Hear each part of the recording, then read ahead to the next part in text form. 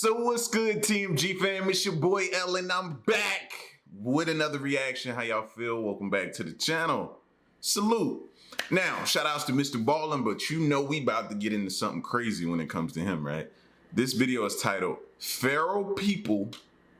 And I had to go look up feral because I was thinking of, hills have eyes, stuff like that. That type of people living out in the wilderness like that. And it turns out I think I'm right. I hit the nail kind of on the head a little bit with this one. It says feral people hunt teen hiker. All right, so for all my hikers out there, man, this video is for y'all. Stuff to think about. We're gonna get into it. If you're new, hit that subscribe button, join the fam, and let's check this out. Here we go. Hiking through a very dense forest in Northern California. Was that not the beginning? Hold on. In 2008, a teenager was hiking through a very dense forest in Northern California when he decided to stop and make camp for the night. He walked several hundred feet off the main trail into the forest where he found a small clearing, and there he would set up his tent and he would climb inside and go to sleep. A few hours later, he would wake up because he thought he heard something outside of his tent. But there were no windows on his tent and it was totally pitch black outside, so he can't see anything. And so he's just laying there listening, trying to discern what's going on outside. And as he's laying there, he hears it again. And it's the sound of footsteps slowly approaching his tent. But before we get into that story, if you're a fan of the strange, dark, and mysterious delivered in story format, then you've come to the right place because that's all we do, and we upload once a week. So if that's of interest to you, please hide a Bluetooth speaker in the like button's bedroom, and then proceed to play Siberian Husky screaming audio at full volume all night long. Also, please subscribe to our channel and turn on all notifications so you don't miss any of our weekly uploads. Okay, let's get into today's story.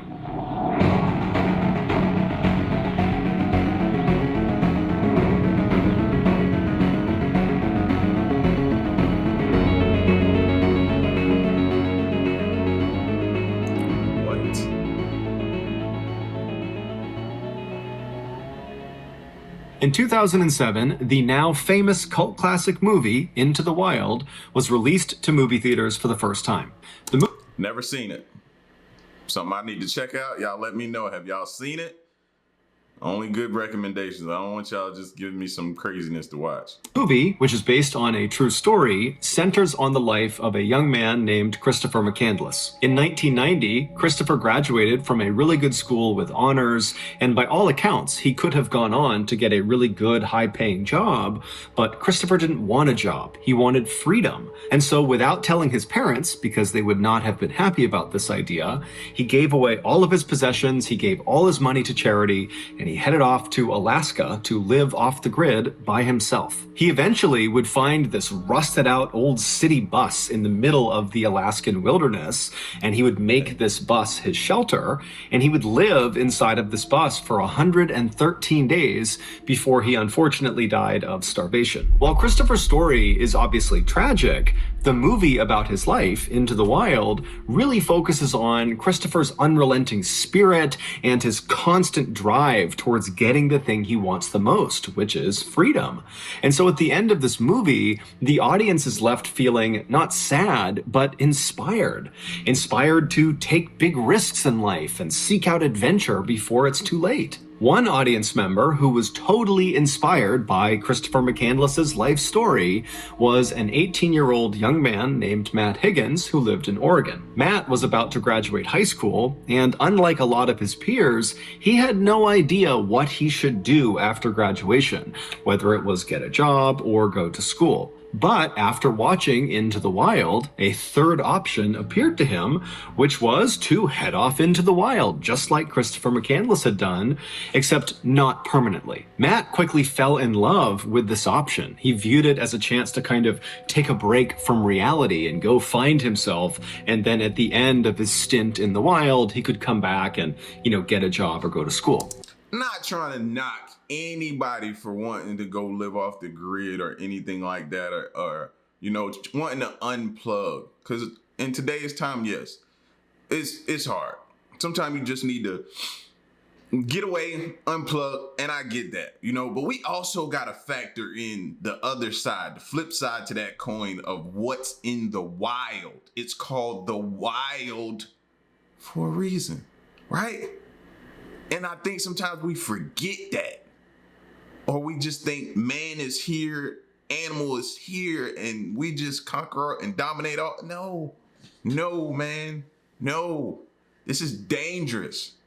This is dangerous. And I think, and not everybody, but I don't think some people be equipped to handle the dangers that lies out there, man. You fresh out of high school, bro. And at the end of his stint in the wild, he could come back and, get a job or go to school. And so Matt's official Into the Wild plan was that he would graduate in 2007, and then in the spring of 2008, he would hike the entirety of the California section of the infamously rugged and beautiful Pacific Crest Trail. And he would do this all on his own. This section of the Pacific Crest Trail that he planned on hiking was roughly 1,700 miles long. It began on the border of Mexico in Southern California, and it wound its way north up to the border of Oregon. The trail cut through deserts and up and over mountains, and there was lots of dangerous wildlife to contend with. And on top of that, there were many points along this trail where hikers were very isolated. They were not anywhere near civilization, and so if anything were to happen to them, they'd be on their own. And so naturally, this hike was not a beginner hike. However, Matt was not a beginner hiker. He had grown up hiking and camping all over Oregon and the western United States. He had spent time in totally well-marked and safe areas, and he had also spent time hiking around very dangerous and isolated areas where there were cougars and bears and unmarked cliffs everywhere. And so Matt felt like, with his experience in the outdoors, he was perfectly suited to take on this big of an adventure. So what? Even with that knowledge, experience, training, upbringing, all that good stuff, fam, it's still no two situations are alike. It's still very, very dangerous, bro. Like, and I ain't knocking you, because whenever you feel like you got enough training to go tackle something like that, you're probably gonna do it. I'm just saying, man, we gotta respect the wild a lot more than we do, man. Just saying. And in many ways, that was true. However, something was going to happen to him while he was out on the Pacific Crest Trail that no amount of hiking or camping experience could have prepared him for. So Matt graduated from high school in 2007, and in keeping with his plan, in the spring of 2008, he packed up his stuff, he headed to the airport, and he flew south to Southern California. And when he got there, he made his way all the way south to the border of Mexico, and there he picked up the start of the Pacific Crest Trail, and he began heading north. For the first few weeks of his hike, Matt would spend the entire day hiking as far as his body would allow him, and then at night, when it got too dark or when he got too tired, he would just set up his campsite right off the edge of the trail, and then after a quick bite to eat, he'd climb inside of his tent and he'd go to sleep. And then the next day, he'd get up early and he'd do it all over again. During those first few weeks, the only real adversity that Matt ever faced, beyond just kind of normal fatigue from long-distance hiking, was at one point he got a little dehydrated, and another time he almost stepped on a rattlesnake. So besides those two things, really the hike had actually been fairly routine by... Dehydration and rattlesnake don't seem like minor to me. I'm sorry, y'all. That's major in my book. Yeah. That'd have been enough for me to try to call an Uber. Like, yo, come get me. I'm gonna give you the coordinates.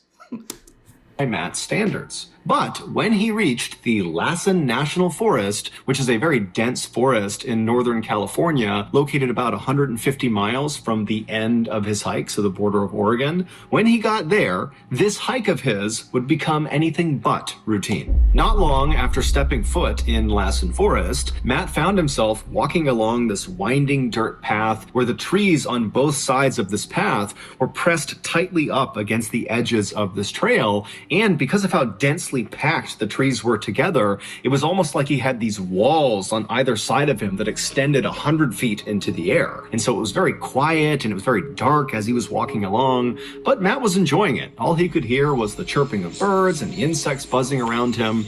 It was peaceful. And so Matt's just kind of meandering his way through the forest. He's in no rush. And at some point, the trail he was on banked hard to the right. And so he makes this turn, and as he does, he looks up, and what he sees kind of startles him. About 20 feet away from him, off to the right side of the trail, is this big boulder, and sitting on this boulder are two middle-aged people, a man and a woman. They were both dressed head to toe in white. They both looked very dirty and disheveled. The man had this big, unkempt beard, and both of them were just staring daggers at Matt. And so Matt felt awkward, and he immediately looked down as he continued walking towards them. But as he got within a few feet, he looked up and kind of awkwardly smiled at them and waved and said hi, and they didn't respond. They just continued to stare at him with no discernible expression on their face, and they watched him as he walked right past them. And so after Matt walked... No. At that point, there's no more walking. At that point, you need to be doing a run. You don't ignore the signs. You know the signs. When they stared at you, you waved, you said hi, they didn't say anything back. It's run time. It's go time, bro. No. Past these two people in white, he felt really uncomfortable because he knew they were still definitely staring at him as he walked away, and he didn't want to turn around and meet their eye contact. And so he's just kind of walking away, feeling that uncomfortable feeling of someone staring at him, and he's thinking to himself, why didn't they at least wave or acknowledge him in some way? Especially considering the fact that on the Pacific Crest Trail, people go days without seeing other people. Matt, in fact, had not seen another person in days until he saw these two. And so he's thinking, how rude is that to just... Yeah, but taking your eyes off them, that could be a cardinal sin right there. Because all of a sudden and you hit with an arrow in the back or something like that. You know what I mean? At that point in time, you might need to walk backwards, run backwards. Just completely not react when another person walks past you on this trail. But Matt told himself, you know what? I don't know these people. I don't know what their issues are. For all I know, they're foreign and they didn't understand what I said. And so maybe that's why they didn't say hello back. Who knows? But you know what? It's none of my business. And so Matt just continued walking along. He never turned around to look back at these two people in white. He just carried on. A few hours later, when the sun was starting to set, Matt was still walking along this winding trail with these huge trees on either side of him, and so visibility was getting pretty poor, and so he began looking for a place to make his camp. But because of how close these trees were to the edge of this trail, and considering how dense these trees were, there was no spot for him to make his campsite without completely blocking the trail. And Matt did not want to block the trail for other people, and so what he did is he left the trail and he walked 300 feet or so into these thick trees where he found this little clearing, and that's where he set up his tent. Once it was all set up, he made some food for himself on his little stove, and then after he was done eating, he packaged up all of his leftover food inside of a waterproof bag, and he sealed that up, and then he tied some cord to the bag and threw the bag up and over a branch of a nearby tree and kind of tied it off so the bag was sitting well off the ground. This was to make sure no bears could get to his food. And so after his leftovers were secured high up in a tree, it was totally pitch black outside, and so Matt just climbed into his tent, he zipped it up, climbed into his sleeping bag, and he fell asleep. The next morning... I don't think I could have slept, y'all. Not that image of them two would have been so ingrained in my brain. I don't think I could have slept that night, bro. It would have been pulling an all-nighter for me to try to get as far away from them as I could. Me stopping, being still remotely close, nah, that wouldn't have sat right with me. No. Matt got up right as the sun was starting to rise, and so it was still pretty dark outside, but there was a little bit of light. And so Matt unzipped his tent and he looked outside, and the first thing he noticed was his bag of food that he had put up in the tree was gone. And so Matt stepped out of his tent and he looked around thinking, maybe it fell to the ground or something, but it wasn't there. It was just gone.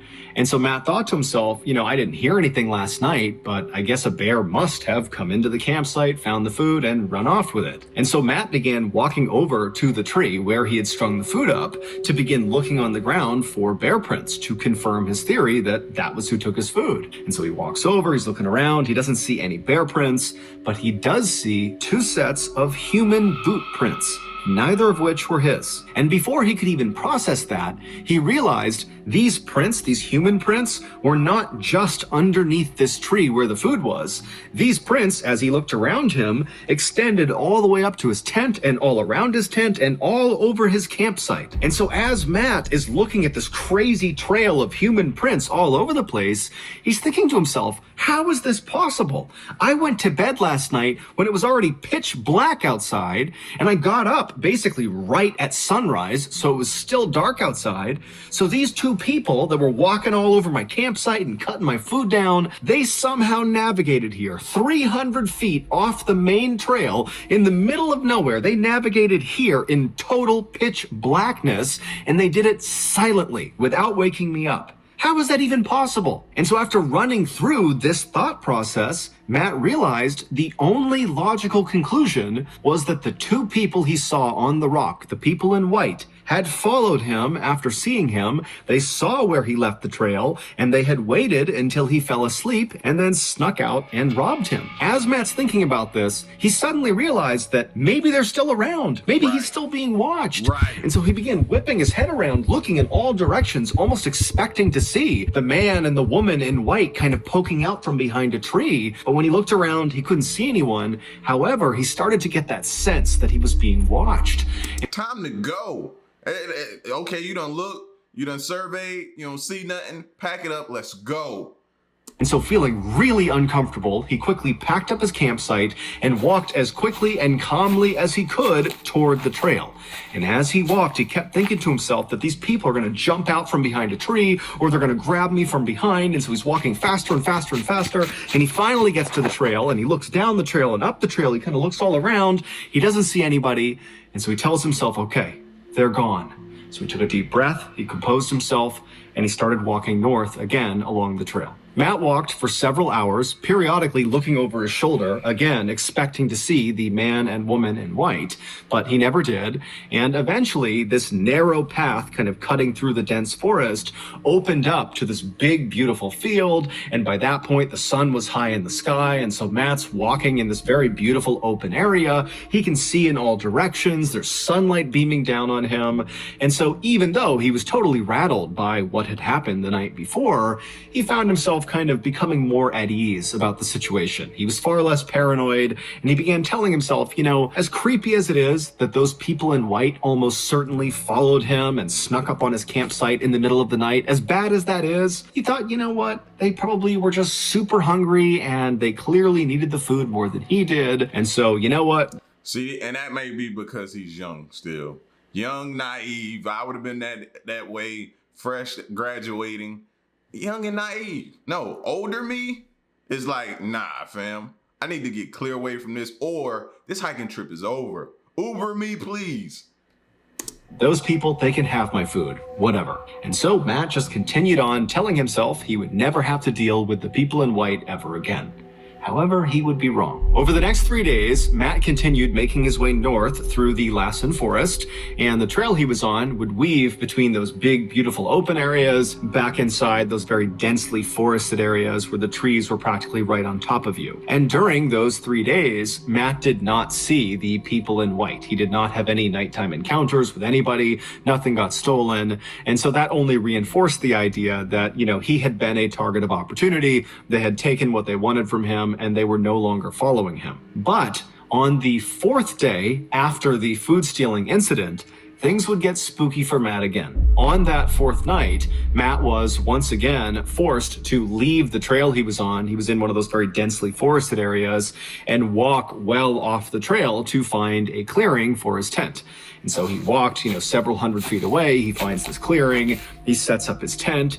And then also he sets up a perimeter of sticks all around the outside of his campsite. This was a precaution he had begun taking after the food stealing incident. These sticks were an early warning system where if any animal or person came too close to his campsite, they would step, in theory, on these sticks and they would break and they would alert Matt in the middle of the night. And so after his campsite was all set up and all prepared, Matt sat down and had a quick bite to eat. And then after storing his food, he climbed inside of his tent and he fell asleep.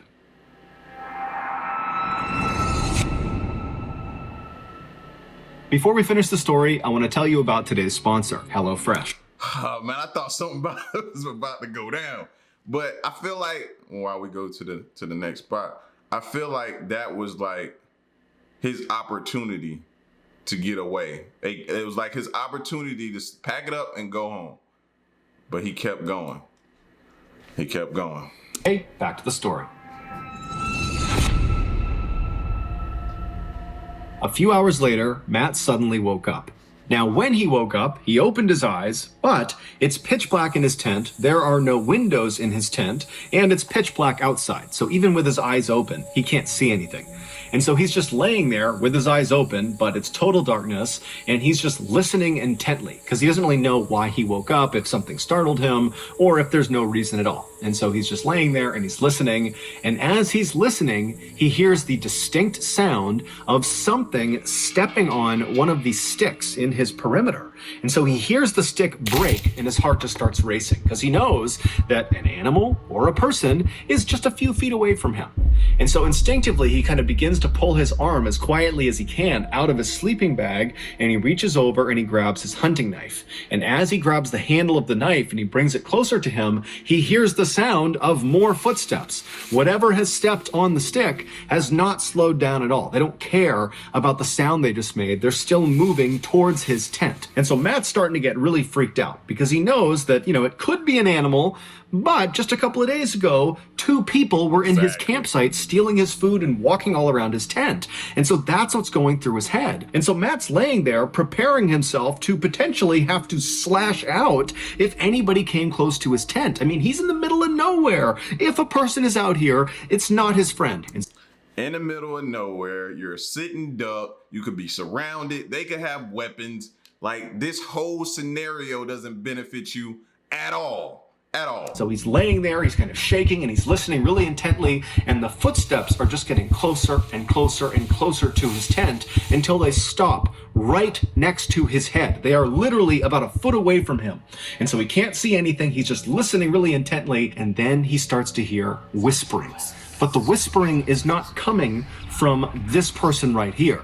The whispering is coming from everywhere in the forest. It's coming from all different directions. And so Matt doesn't know what to think about this. And as he's hearing this whispering, which is getting more and more frantic, whoever is standing right outside of his tent begins circling his tent. So now he hears footsteps just walking in a circle around his tent while frantic whispers are coming in from all directions. And so at this point, Matt is so terrified, he's just frozen. He knows that he's holding that knife, but he won't be able to do anything with it. He's just petrified. And then as soon as this total nightmare had begun, it just stopped. The whispering, silence. The footsteps stopped. And so in a way, it was kind of relieving, but in another way, Matt's laying there thinking, I want to hear the sound of footsteps retreating into the forest, leaving, but I haven't heard that.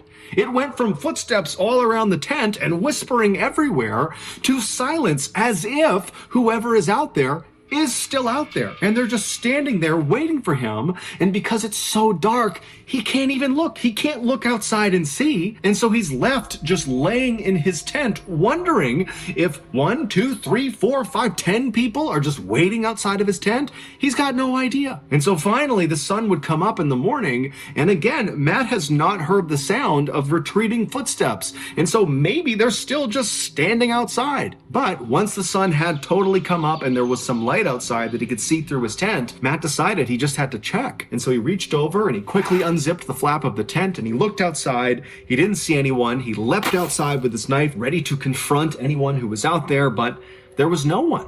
And so Matt, he's not thinking, oh great, they're gone. He's thinking, are they just like a few feet away, hiding behind trees?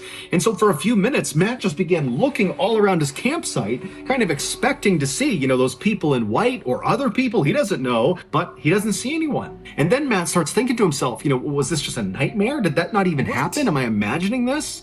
But when he looked down, he saw clear boot prints all over his campsite, including a nice track all the way around his tent.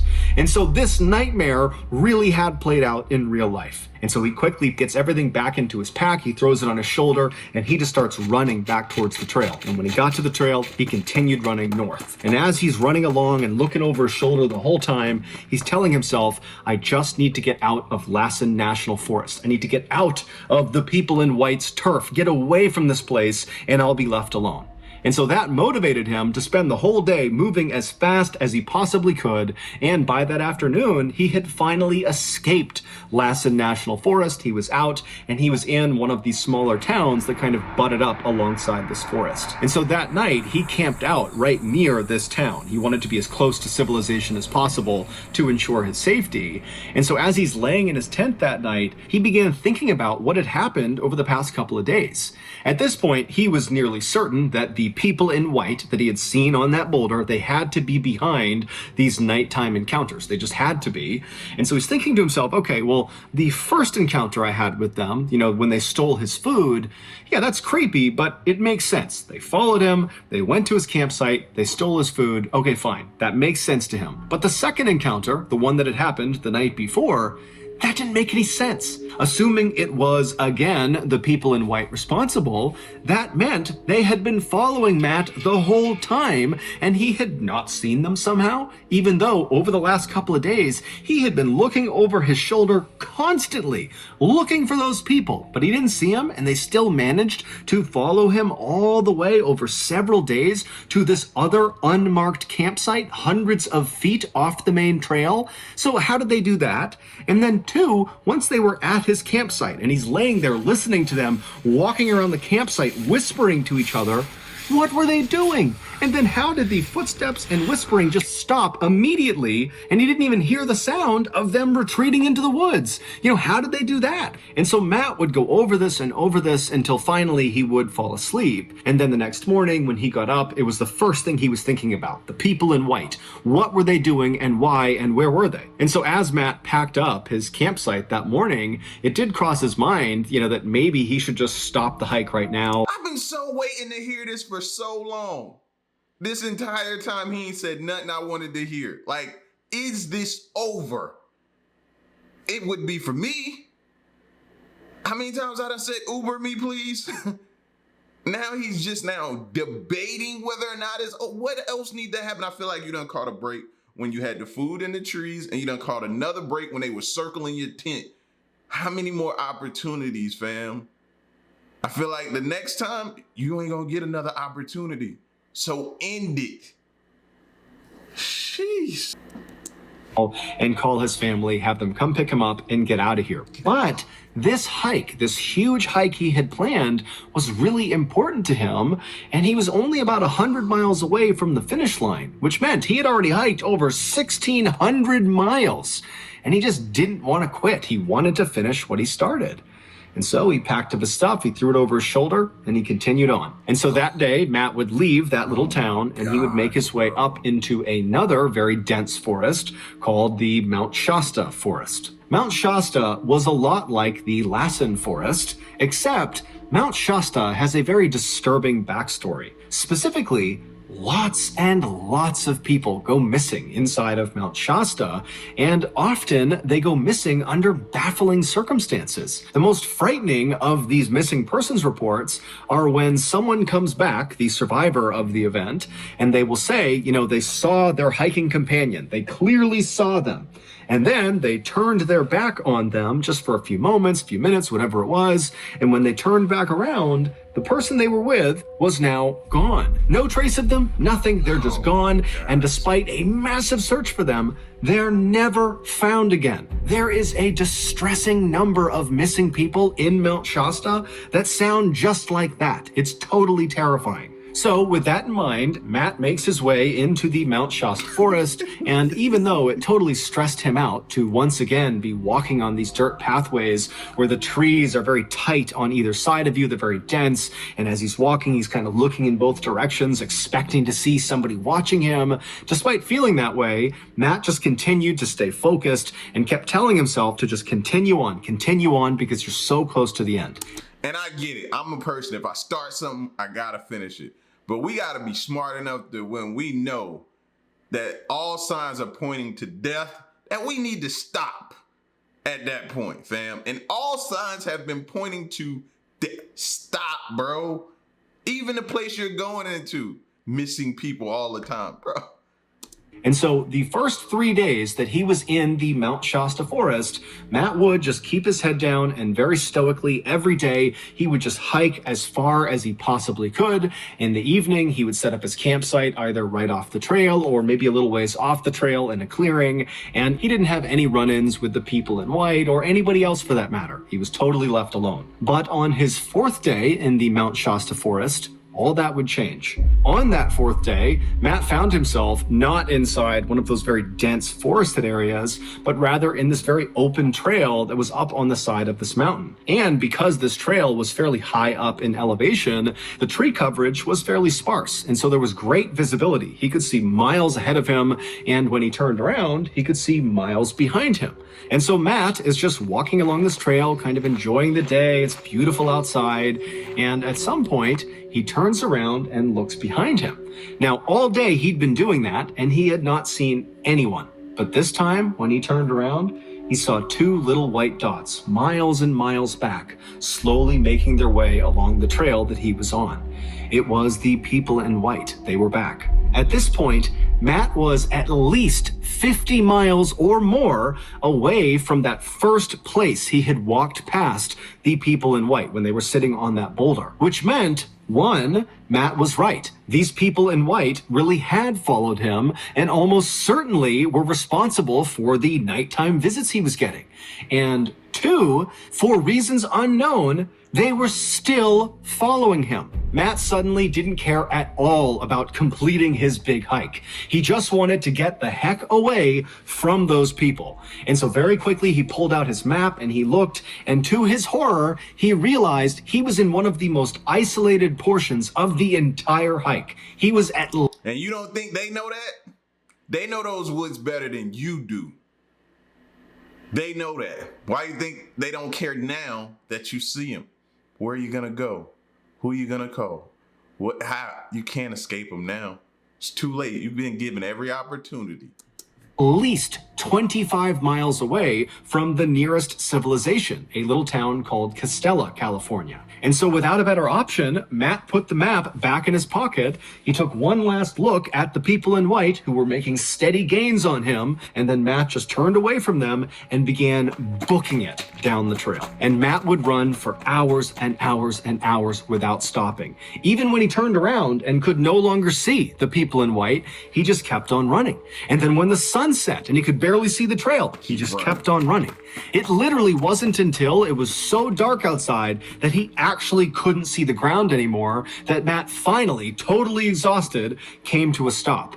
And then from there, he turned and left the trail and walked way away from the trail, hundreds of feet deep into the forest to get as far away from these people in white as he possibly could.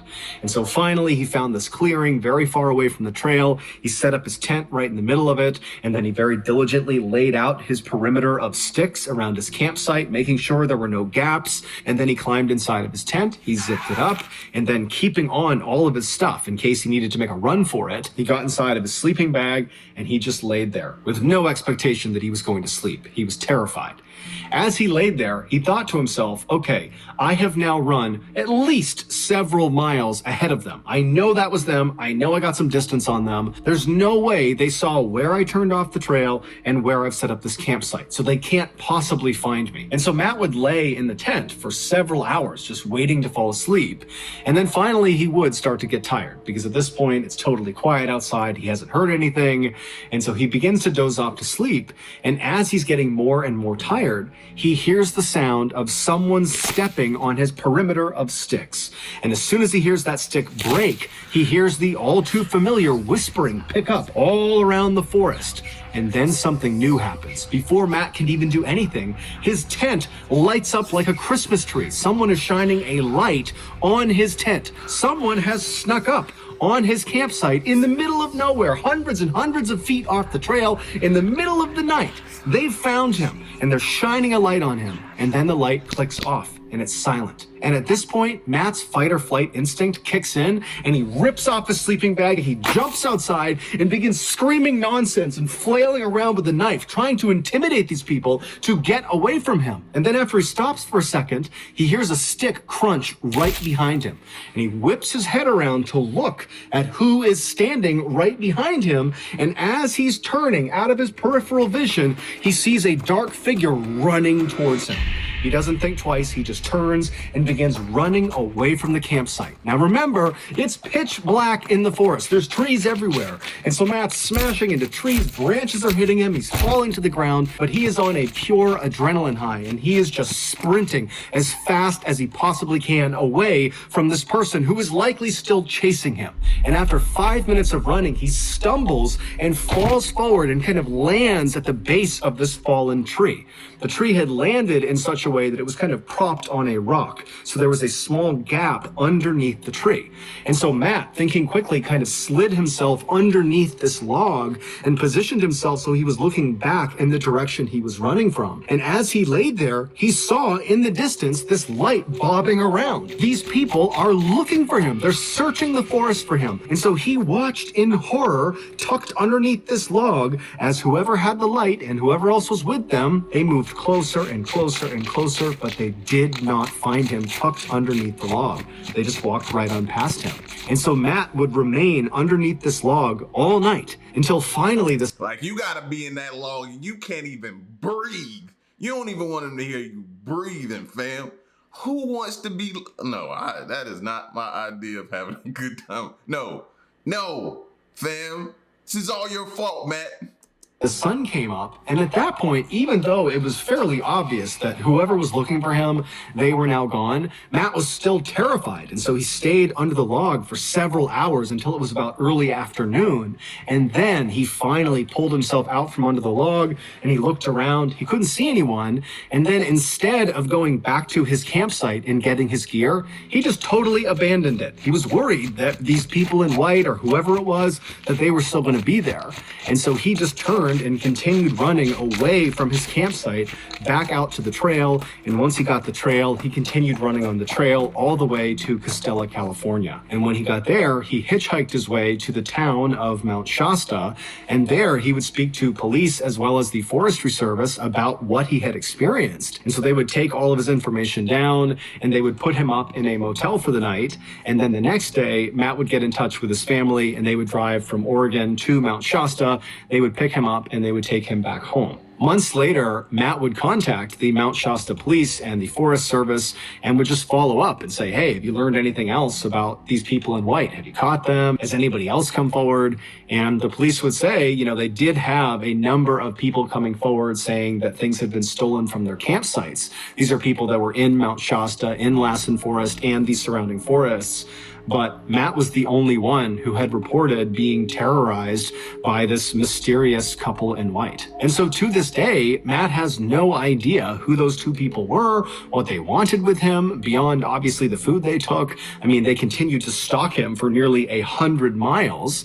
And he has no idea how they were able to keep finding his campsites that were hundreds of feet off the main trail in unmarked areas that they would somehow navigate to in total darkness without alerting Matt.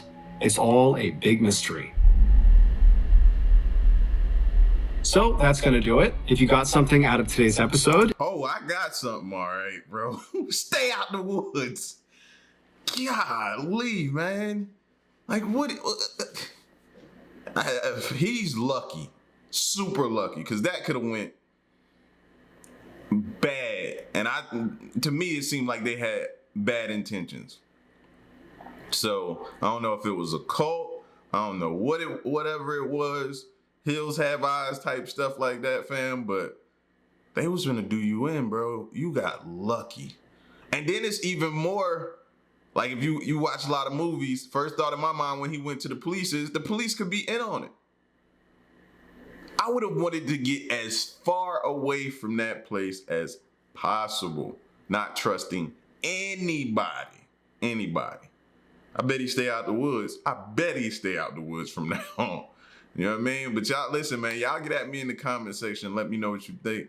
and thought of this video, bro. This was crazy. Shout outs to Mr. Ballin for another good one. It's your boy L. Till next one, I'm gone, man. Peace.